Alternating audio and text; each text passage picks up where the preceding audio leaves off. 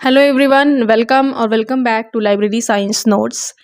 Information consolidation के कुछ topics cover कर रहे हैं हम, जिसमें ऑलरेडी अराउंड 5 to 6 वीडियोस मैं अपलोड कर चुकी हूं। अगर आपने वो पहले नहीं देखा है तो उसको सीक्वेंस में देखते हुए आइए, आपको डिस्क्रिप्शन में लिंक मिल जाएगा। इन्फॉर्मेशन कंसोलिडेशन की पूरी प्लेलिस्ट बनी हुई है, जिससे आपकी इस टॉपिक के लिए अंडरस्टैंडिंग भी डेवलप होगी और आपको साथ ही कुछ कॉन्सेप्ट भी समझ में आ जाएंगे। उसी की सीरीज में हम आगे बढ़ चुके हैं और आ गए हैं एक नए टॉपिक पे, जो है कंडेंसेशन प्रोडक्ट्स। कौन कौन से ऐसे प्रोडक्ट होते हैं जिसमें हम इंफॉर्मेशन को कंडेंस्ड फॉर्म में देते हैं। तो इस वर्ड का मीनिंग सबसे पहले हम जान लेते हैं कि क्या कहता है। देखिए, कंडेंसेशन जो है वो साइंस की टर्मिनोलॉजी में जब आप सर्च करेंगे तो एक अलग प्रोसेस है, और जब आप लाइब्रेरी साइंस में इसकी बात करेंगे तो ये एक अलग प्रोसेस है। तो यहाँ पे इसका क्या मीनिंग है वो हम जानेंगे।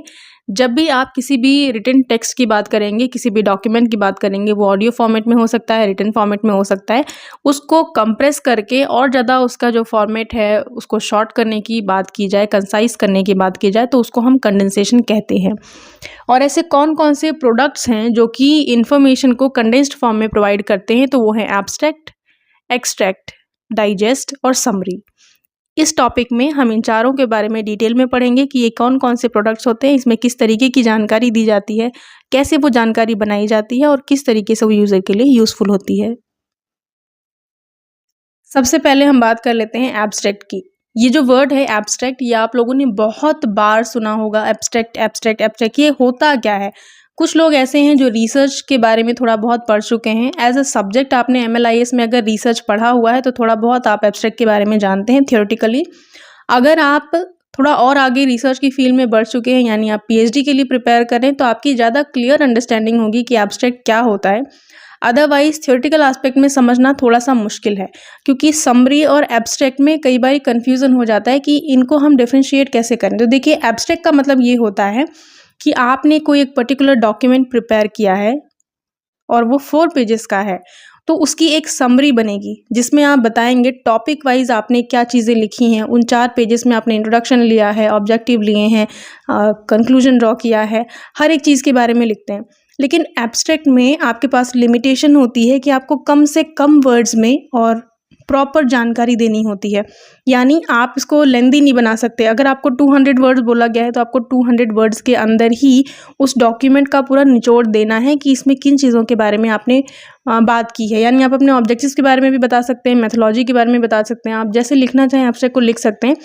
अलग अलग टाइप ऑफ एब्स्ट्रैक्ट बनता है जिसमें अलग अलग फॉर्मेटिंग लिखी जाती है, यानी अलग तरीका होता है लिखने का। बट हर एक चीज़ के बारे में जब आपको और कंसाइसली बताना हो तो उसे हम एब्स्ट्रैक्ट कहेंगे। सिर्फ एक पैराग्राफ में आपके पूरे उन 4 पेजेस का जो है वो निचोड़ इसमें आ जाता है। देखिए, अब हमने ये जान लिया, मैंने मेजर आपको ये बता दिया कि एब्स्ट्रैक्ट होता क्या है। तो हम क्या करें, बेसिकली हम किसी ना किसी टेक्स्ट को समराइज़ करने का ही काम कर रहे हैं, उसका फॉर्म और ज़्यादा छोटा कर दे रहे हैं। तो एब्स्ट्रैक्ट जो है वो किन चीज़ों के लिए प्रिपेयर किया जाता है? जैसे आप कोई रिसर्च आर्टिकल लिख रहे हैं तो उसके लिए हो जाएगा, किसी बुक के लिए बन सकता है, आप थीसिस लिख रहे हैं, कोई रिव्यू लिख रहे हैं, कोई कॉन्फ्रेंस की प्रोसीडिंग है उसके बारे में।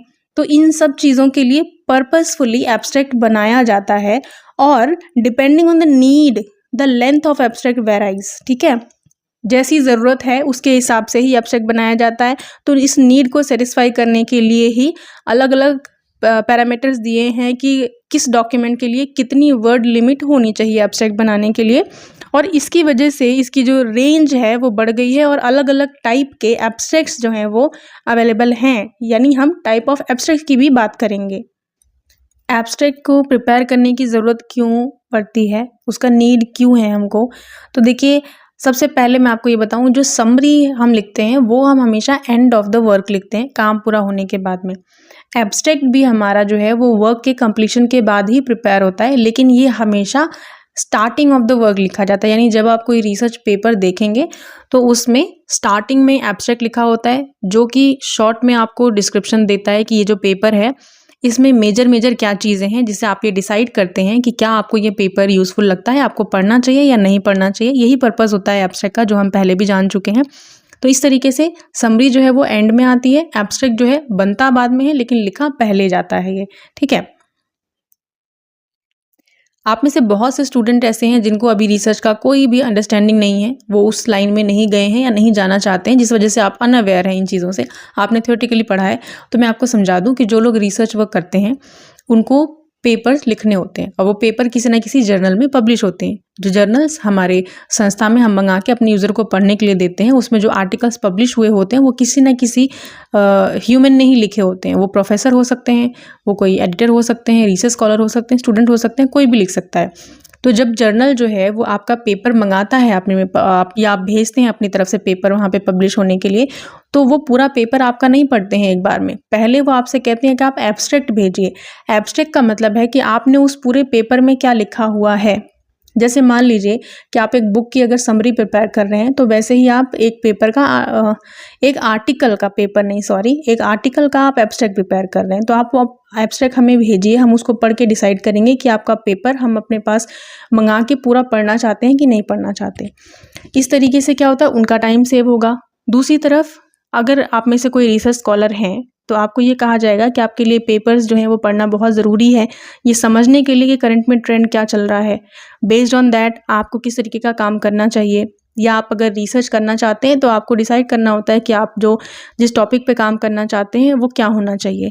तब भी आपको यही सुझाव दिया जाता है कि आप रिसर्च पेपर्स देखें, आर्टिकल्स पढ़ें, थीसिस पढ़ें और उसमें से आइडिया लें कि आप किस तरफ इंक्लाइंड फील करते हैं, आपका झुकाव किस टॉपिक की तरफ है, और आप उसमें डिसाइड करें कि आप क्या काम करना चाहते हैं। रिसर्च गैप ढूंढने की कोशिश करें, ये सारी चीज़ें होती हैं।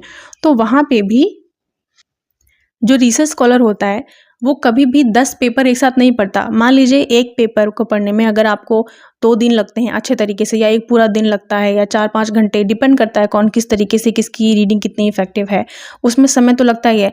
तो क्यों ना एक एक पैराग्राफ से डिसाइड किया जाए कि इन 10 पेपर में से कौन सा वाला है जो मैं ज़्यादा इंटरेस्ट से पढ़ना चाहती हूँ, और मैं उसको डिसाइड करूँ। तो इस तरीके से ये यूज़र्स का बहुत टाइम बचाता है।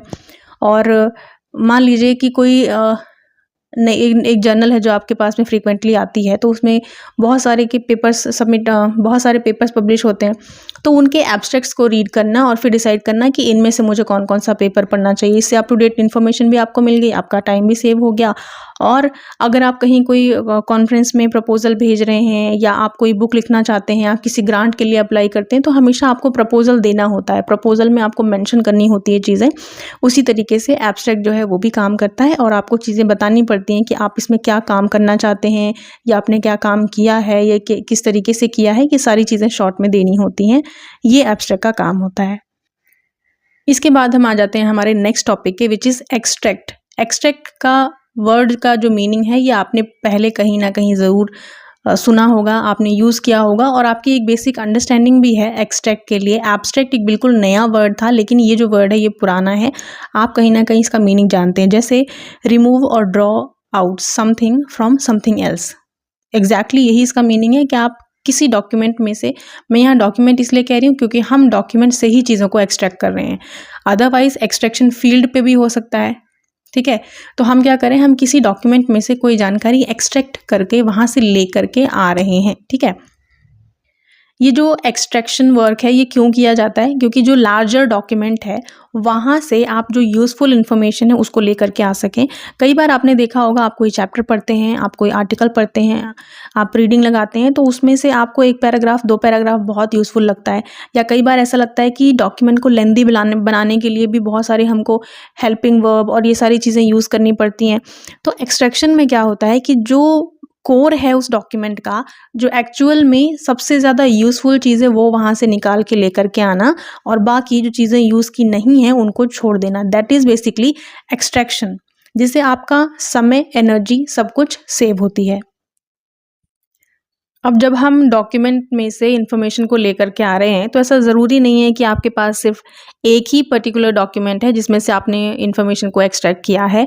आप अलग अलग सोर्सेज को विजिट करते हैं, अलग डॉक्यूमेंट्स को विजिट करते हैं, हो सकता है डेटाबेसेस को विजिट करना चाहें, तो आप उसमें से बहुत सारी जानकारी लेकर के आते हैं, और अब वो आपके पास में एक अनऑर्गेनाइज्ड फॉर्म में अवेलेबल है। तो आपका काम है कि अब उसको प्रॉपर स्ट्रक्चर में लाया जाए, ऑर्गेनाइज किया जाए, ताकि जो फाइनल हमारा यूज़र है वो उसको अच्छे तरीके से यूज़ कर सके। अब हम इसका एक एग्जाम्पल ले लेते हैं कि एक्सट्रैक्शन जो है वो कैसे होता है। बहुत सारे तरीके हैं, जैसे अगर आप कम्युनिकेशन की बात करते हैं तो written, spoken, oral, non verbal कई तरीके की होती है। वैसे ही जब हम एक्सट्रैक्शन की बात करते हैं इन्फॉर्मेशन की, तो वो भी बहुत तरीके की होती है। जैसे कि लाइब्रेरी में कैटलॉग कार्ड्स होते हैं, ये आप सबने सुना होगा, बहुत सारे लोगों ने देखा भी होगा, क्योंकि ये हमारे कोर्स का करिकुलम का एक पार्ट है जहाँ पे हमें ACR के बारे में पढ़ाया जाता है। तो ये क्या है, ये एक manual form of creation of Meta data है, जहाँ पे आप क्या कर रहे हैं, आप एक स्कीम के थ्रू बहुत सारे कीवर्ड्स डिसाइड कर रहे हैं, जिससे कोई यूज़र आके वहाँ से अपनी रिक्वायर्ड इन्फॉर्मेशन को एक्सट्रैक्ट कर सकता है, ढूंढ सकता है, उस तक पहुँच सकता है। वैसे ही जब हम डिजिटल लाइब्रेरी की बात करेंगे तो वहाँ पे हम मेटा डेटा कैसे क्रिएट कर रहे हैं, यानी कीवर्ड कैसे डिसाइड कर रहे हैं, मार्क 21 के अकॉर्डिंग हम डॉक्यूमेंट के बारे में बहुत सारी चीज़ें उसमें फीड कर रहे हैं, जिससे यूज़र उस तक पहुँच सकता है। तो ये इस तरीके से उस इन्फॉर्मेशन को एक्सट्रैक्ट करना और ईज़ी हो जाता है। हम खुद ही इन्फॉर्मेशन पहले फीड करते हैं और इस तरीके से करते हैं ताकि जो हमारा यूज़र है वो उसको एक्सट्रैक्ट कर सके, वो जिस भी जानकारी को चाहता है। सेम यही अप्लाई होता है, एक्सट्रैक्शन प्रोसेस जो है वो वेब पेजेस में भी होता है। आप बहुत सारी जानकारी ढूंढते हैं और इंटरनेट का यूज़ करते हैं। इंटरनेट पे आपको वेब पेजेस मिलते हैं, वेब पेजेस में आप डॉक्यूमेंट्स को देखते हैं, वहाँ से पढ़ते हैं, लेकिन आप पूरा डॉक्यूमेंट यूज़ नहीं करते, कुछ इन्फॉर्मेशन वहाँ से एक्सट्रैक्ट कर लेते हैं, यानी आप वहाँ से ले लेते हैं आपको जो चीज़ें सही लगती हैं। ईमेल आपको कोई रिसीव हुआ है तो वहाँ से भी आपको जो चीज़ें यूज़फुल लगती है आप उतना ही उसको कंज्यूम करते हैं। डॉक्यूमेंट पे भी अप्लाई होता है, PDF पे भी अप्लाई होता है। तो आपको जितनी ज़रूरत है आप उतना इन्फॉर्मेशन ले रहे हैं, which is known as extraction. इसके बाद हम आ जाते हैं हमारे थर्ड प्रोडक्ट के ऊपर, विच इज़ डाइजेस्ट। डाइजेस्ट आप सभी लोगों ने सुना होगा और बहुत सारे लोग ऐसे हैं जिन्होंने इसको यूज़ भी किया होगा, तो उनकी अंडरस्टैंडिंग है कि डाइजेस्ट क्या होती है। डाइजेस्ट में मैं आपको एक एग्जांपल दूं तो बहुत सारे स्टूडेंट्स जो हैं वो क्या करते हैं, जब एग्ज़ाम टाइम आ जाता है तो उस टाइम पे एक वो छोटी सी बुक खरीदते हैं, उसमें बहुत सारी चीज़ें दी होती हैं पहले से ही, यानी वो 10 किताबें ना पढ़ के वो एक किताब पढ़ते हैं और उन 10 किताबों में क्या क्या चीज़ें दी हुई हैं वो उनको एक ही किताब से मिल जाती है। वो भी एक फॉर्म ऑफ डाइजेस्ट है। तो ये क्या कहता है, डाइजेस्ट जो है वो एक सिस्टमैटिक कंडेंस्ड फॉर्म है किस चीज़ का, जो प्रीवियसली पब्लिश डॉक्यूमेंट हैं या मटेरियल्स हैं, जो चीज़ें पहले पब्लिश हो चुकी हैं उन्हीं को लेकर के, उसमें से कुछ जानकारी को लेकर के और उसको सिस्टमैटिक ऑर्डर में लगा दिया कि किस चीज़ के बाद क्या आना चाहिए। और ये मटेरियल क्या हो सकता है, ये कोई आर्टिकल हो सकता है, बुक हो सकता है, ऐसे भी हो सकता है, कोई भी डॉक्यूमेंट हो सकता है। तो उसको अरेंज करके आपकी मदद के लिए इसको बनाया गया है, ताकि आपको अलग अलग सोर्सेज में ना जाना पड़े और एक से ही आपका काम हो जाए। और ज़्यादातर डाइजेस्ट जो है वो खुद ऑथर नहीं बनाता। जैसे एब्स्ट्रैक्ट जो लिखा जाता है, वो अगर मैंने कोई अपना आर्टिकल लिखा है तो अपना एब्स्ट्रैक्ट भी मैं खुद ही प्रिपेयर करूँगी। मैं कोई काम कर रही हूँ, मैंने कोई चैप्टर लिखा है तो उसकी समरी भी मैं खुद ही प्रिपेयर करूँगी, मेरी थीसिस की समरी मैं खुद ही प्रिपेयर करूँगी। लेकिन डाइजेस्ट जो है वो ऑथर नहीं बनाता, बल्कि वो अदर देन द ऑथर कोई थर्ड पर्सन बनाता है, जिसका उस बुक से कोई लेना देना नहीं है, राइटिंग वर्क से कोई लेना देना नहीं है। और इसको अरेंज करने के लिए इसमें हेडिंग, सब हेडिंग्स और रेफरेंसेस ये सारी चीज़ें दी होती हैं। और एक चीज़ इसमें बहुत अच्छी लिखी हुई है, it is larger than synopsis. अगर आपने सिनॉप्सिस वर्ड पहले सुना है, वेल एंड गुड, नहीं सुना है तो मैं आपको बता दूं, जब भी आप रिसर्च के लिए प्रपोजल तैयार करते हैं, यानी आप PhD करना चाहते हैं, तो पहले आपको एक सिनॉप्सिस देनी होती है, जो एक प्रपोजल होता है कि आप रिसर्च करना चाहते हैं तो आपका टॉपिक क्या होगा, आपकी मैथोलॉजी क्या होगी, आप क्या काम करेंगे, किन लोगों के ऊपर काम करेंगे, कैसा डेटा लेकर के आएंगे, ये सारी चीज़ें आपको लिखनी होती हैं। तो सिनॉप्सिस जो है वो 3 से 4 पेजेस की, 5 पेजेस की हो सकती है, पर डाइजेस्ट जो है वो उससे ज़्यादा की होती है, ये इसमें बताया गया।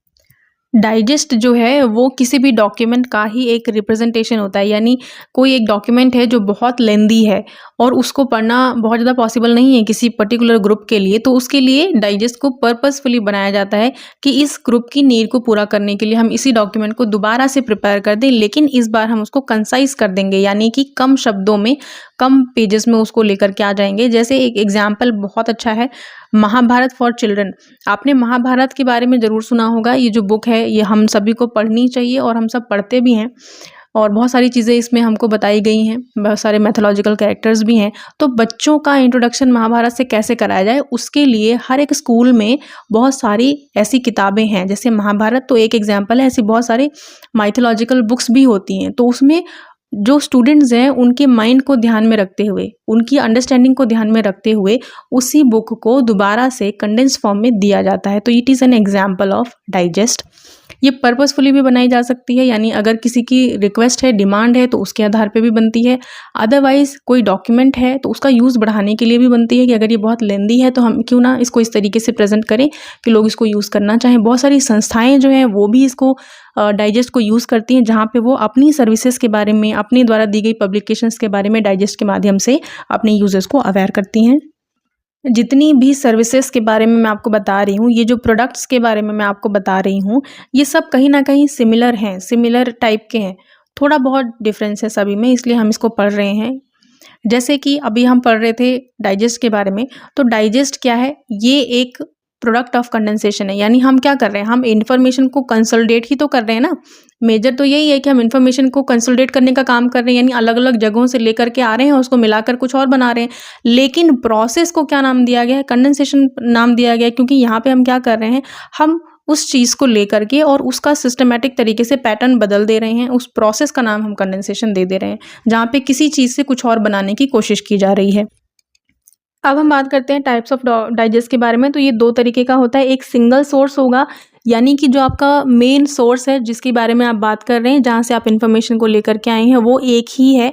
और मल्टी सोर्स में क्या होता है, आप अलग अलग सोर्सेज ऑफ डॉक्यूमेंट को विजिट करते हैं और वहाँ से सारी जानकारी लेकर के आते हैं। तो जो सिंगल सोर्स है उसका एक बहुत अच्छा एग्जाम्पल दिया गया है, रीडर्स डाइजेस्ट। ये एक बहुत फेमस मैगजीन है जो ज़्यादातर स्कूल्स एक्वायर करते हैं। आपको भी अपने घरों में इसको मंगाना चाहिए, ये बहुत सस्ता है और इसमें इन्फॉर्मेशन बहुत अच्छी मिलती है। तो ये अपनी तरफ से एक कॉलम देते हैं जहाँ पे किसी एक बुक के बारे में, अगर कोई नई लॉन्च हुई है या कोई अच्छी किताब है, कुछ भी, तो उसके बारे में ये एक रिव्यू देते हैं कि ये कैसा है, क्या है। ऐसे ही अगर मैं एरिक की बात करूं, एरिक डाइजेस्ट, तो ये क्या करते हैं, इनका जो फॉर्मेट है वो थोड़ा सा रिव्यू आर्टिकल की तरह दिखता है। क्योंकि रिव्यू आर्टिकल का क्या मतलब होता है कि ये बहुत सारे सोर्सेज के बारे में बताते हैं। मान लीजिए आपके सामने 10 पैराग्राफ लिखे हुए हैं और 10 अलग अलग बुक के बारे में है, तो हर एक पैराग्राफ में एक बुक के बारे में जानकारी दी होगी कि इसमें क्या क्या चीज़ें हैं और ये इसमें क्या दिया गया है और क्या अच्छा है क्या बुरा है, वो चीज़ें आपको बताई रहेंगी। तो ये बहुत सारे सोर्सेज की बात करता है। इसके बाद हम आ जाते हैं समरी के ऊपर। ये आप सभी जानते हैं, सभी की अंडरस्टैंडिंग समरी के लिए बनी हुई है। समरी क्या है? Shorter version of the original document. जो भी आपके पास में एक्चुअल डॉक्यूमेंट है उसकी बस आप एक शॉर्ट वर्जन क्रिएट कर देते हैं, उसी को हम समरी कहते हैं। क्योंकि इसमें हर एक चीज़ डिटेल में होती है। आप कुछ भी बहुत ज़्यादा एक्सट्रैक्ट नहीं कर रहे हैं, आप एब्स्ट्रैक्ट नहीं बना रहे हैं, आप उसकी भाषा को बहुत ज़्यादा चेंज नहीं कर रहे हैं। जैसा है वैसा ही बता रहे हैं, लेकिन बहुत कम शब्दों में बता रहे हैं कि क्या क्या चीज़ें इसमें दी गई हैं। अब समरी को मैं आपको एक एग्जांपल से समझाती हूँ कि क्या है। देखिए, अगर आपने कोई नॉवल पढ़ी है, तो अगर आपको वो अच्छी लगी, आप अपने फ्रेंड को उसकी एक समरी देते हैं। आप उसको समझाते हैं कि इसमें क्या-क्या चीज़ें हैं, कैसा है, ये बहुत इंटरेस्टिंग है, मुझे अच्छी लगी, आपको भी पढ़नी चाहिए। ऐसे ही आपने देखा होगा बहुत सारे लोग जो है ना, कई आपको कुछ लोगों की बातें सुनने में बड़ा इंटरेस्ट आता है। एक आदमी किसी बात को कहता है तो वो आपको बड़ी अच्छी लगती है सुनने में। दूसरा आदमी सेम वही चीज़ के बारे में आपको बताता है तो आपको बोरिंग लगता है।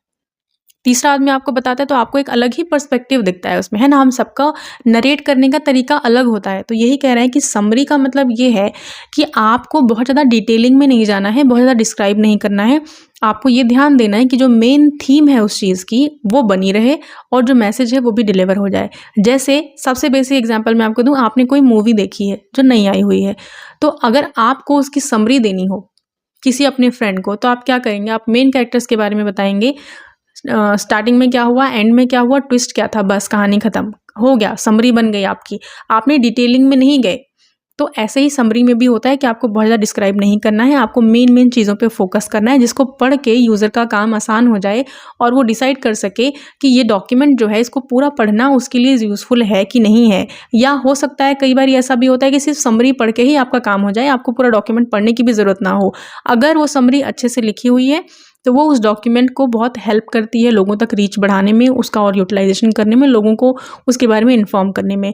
बट अगर समरी लिखने का तरीका जो है वो सही नहीं है, तो भले ही डॉक्यूमेंट कितना भी यूज़फुल क्यों ना हो, उसका जो रीच है वो गिर जाएगी। क्योंकि जब आप समरी पढ़ेंगे और आपको चीज़ें समझ में नहीं आएंगी तो आप डॉक्यूमेंट की तरफ नहीं जाएंगे, आप उसको वहीं क्विट कर देंगे। इसके साथ हम आ जाते हैं अपने कंक्लूजन के ऊपर। तो मैंने आपको 4 different type of condensation products के बारे में बताया। वो कौन कौन से हैं मेजरली, उनके बारे में हमने डिस्कशन किया। एब्स्ट्रैक्ट, एक्सट्रैक्ट, डाइजेस्ट और समरी, जिसमें से कुछ चीज़ें आप पहले से भी जानते होंगे और इसको सुनने के बाद में आपकी थोड़ी-सी और क्लियर अंडरस्टैंडिंग बन गई होगी। तो ये क्या कहने की कोशिश कर रहे हैं कि एट प्रेज़ेंट हम जिस एरा में हैं, इसमें इन्फॉर्मेशन इतनी ज़्यादा अवेलेबल है, उसमें से हर एक इन्फॉर्मेशन इक्वली यूज़फुल नहीं है। बहुत सारी फ़ेक है, बहुत सारी ऐसी जिस पे हम ट्रस्ट नहीं कर सकते हैं, कुछ ऐसी है जो हमारे काम की नहीं है। तो उस पूल में से अपने लिए सही इन्फॉर्मेशन ढूँढ कर लाना, वहाँ तक पहुँचना आज के समय में बहुत बड़ा टास्क है। तो ये सारी चीज़ें हम इसलिए कर रहे हैं, हम ये प्रोडक्ट्स इसलिए दे रहे हैं ताकि सही प्रोडक्ट को सही यूज़र तक पहुँचाया जा सके, यूज़र का समय बचाया जा सके और जो डॉक्यूमेंट्स बन रहे हैं उनका यूटिलाइज़ेशन प्रॉपर तरीके से हो सके। ये बहुत ज़रूरी है आजकल के समय में। इसलिए ये सारी चीज़ें की जा रही हैं, जहाँ पे इन्फॉर्मेशन को कंडेंस किया जा रहा है, उसको कंसोलिडेट किया जा रहा है, यूज़र तक पहुँचाया जा रहा है, बेसिकली उसका समय बचाने के लिए और इन्फॉर्मेशन को सही समय पे सही लोगों तक पहुँचाने के लिए, ताकि उनका जो डिसीज़न मेकिंग है वो बेटर हो सके, उसका इन्फॉर्मेशन का सही यूटिलाइज़ेशन। इसी के साथ हमारा एक और टॉपिक कंप्लीट होता है, जिसमें हमने वेरियस कंडेंसेशन प्रोडक्ट्स के बारे में बात करी है। वो क्या होते हैं, कैसे काम करते हैं, कैसे बनाए जाते हैं, हमने ये सब समझा है। इसी में से कुछ टॉपिक्स को हम आगे और डिटेल में पढ़ेंगे कि किस तरीके से बनते हैं, कौन इनको बनाता है और कैसे इसको डिसेमिनेट किया जाता है। आई होप ये वीडियो आपके लिए यूज़फुल रहा होगा। अगर आपको कोई क्वेरी है, कोई क्वेश्चन है, कोई डाउट है तो आप कमेंट कर सकते हैं, आप ईमेल